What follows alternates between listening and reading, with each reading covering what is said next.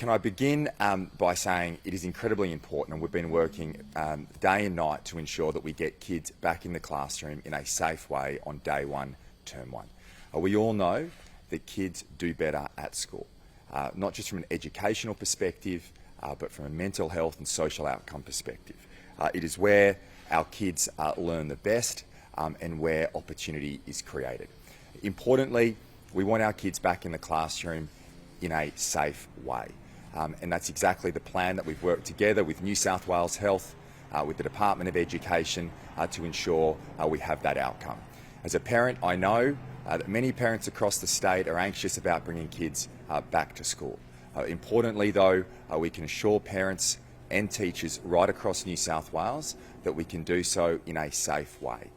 Part of that plan today involves providing rapid antigen tests for primary and secondary students and for teachers right across our state.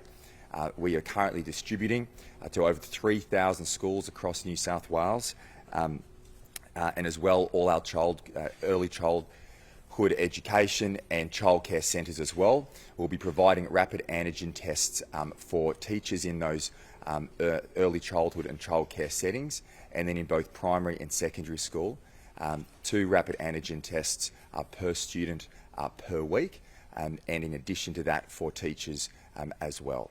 In addition, we'll also be providing in similar settings to last year in relation to mask wearing for teachers and for students.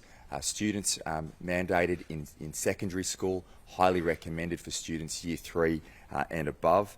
We'll obviously be having some of the same provisions such as class cohorting, in addition to that limiting visits to the school, and also ensuring COVID-safe plans for excursions and music and the like.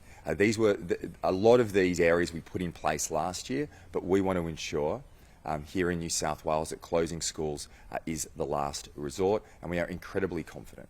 Now, whilst there will be disruption as we move through this period of time, and we know that as we move through this wave of the latest outbreak of COVID, that there'll be challenges that come our way. But importantly, we need to make sure we have kids back in the classroom in a safe way. And I think the work that has occurred right here in our state with the Department of Education, it's been a significant effort, not just the acquisition of these rapid antigen tests, but also the distribution of those tests as we move through. And that will ensure that we have kids back in the classroom day one, term one, in a safe environment. And I know, as I said earlier, that many parents are anxious, but ultimately, we know that kids do better in the classroom. We've had some students in our state who have already missed a quarter of their schooling. It's best for educational outcomes, it's best for mental health, and it's best for social outcomes as well. I particularly want to thank Premier Dan Andrews in Victoria and the Victorian Government for the close collaboration we've had here between New South Wales and Victoria. At very similar stages in this pandemic, we've shared information, we've collaborated in ways, we've learnt from each other in ensuring that we can do this in a COVID-safe way. The final point I'll make is in relation to boosters. Before Sarah, Mitchell will also provide some further information in relation to the back-to-school plan. We still have significant capacity in our 40 hubs across the state to get people boosted.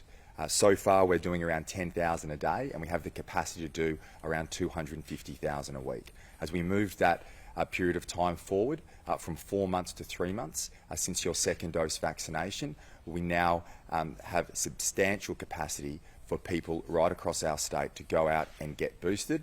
So if you haven't made an appointment with your GP or your pharmacist, please make an appointment in one of our hubs.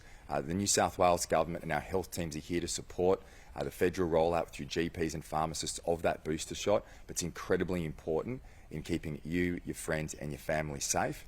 We look across the last 2 years, look what has been our success here in our state. When it's come to our COVID response, it's been the effort that people have made day in, day out to go and get vaccinated, to take that booster shot. So a clear message today is we have to keep that effort up.